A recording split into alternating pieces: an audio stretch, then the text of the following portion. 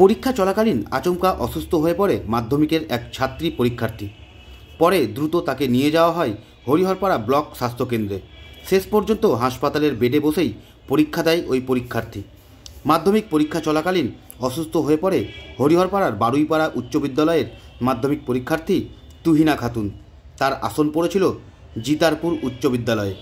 জানা গিয়েছে ওই ছাত্রী পরীক্ষা চলাকালীন হঠাৎই অসুস্থ হয়ে পড়লে স্কুলের শিক্ষক শিক্ষিকারা তাকে উদ্ধার করে প্রশাসনের সহযোগিতায় তড়িঘড়ি হরিহরপাড়া ব্লক স্বাস্থ্যকেন্দ্রে নিয়ে যাওয়া হয়। সেখানে চিকিৎসার পর হাসপাতালের বেডে বসেই পরীক্ষা দেয় ওই পরীক্ষার্থী। ঘটনার খবর পেয়ে হাসপাতালে গিয়ে ওই পরীক্ষার্থীর সঙ্গে দেখা করেন হরিহরপাড়ার বিডিও ছেরিং জাম ভুটিয়া। তিনি জানান, হাসপাতালে প্রাথমিক চিকিৎসার পরে ওই পরীক্ষার্থী সুস্থ বোধ করে এবং শেষ পর্যন্ত পরীক্ষা দিয়েছে।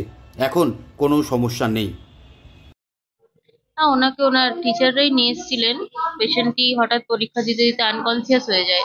এবার পেশেন্টকে এক্সামিনেশন করে যা আমাদের যেরকম ফাইন্ডিং পাওয়া অনুযায়ী আবার ট্রিটমেন্ট করা হয় পেশেন্টকে। পেশেন্ট ট্রিটমেন্টের পর অনেকটাই সুস্থ হয়েছে।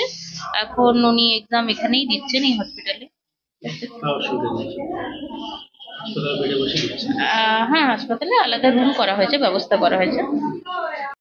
ঠিকই আছে। একজন স্টুডেন্ট একটু অসুস্থ হয়েছিল, মাধ্যমিক পরীক্ষার্থী। সেন্টার ছিল জিতারপুর হাই স্কুলে, আর বারুইপাড়া হাই স্কুলের স্টুডেন্ট।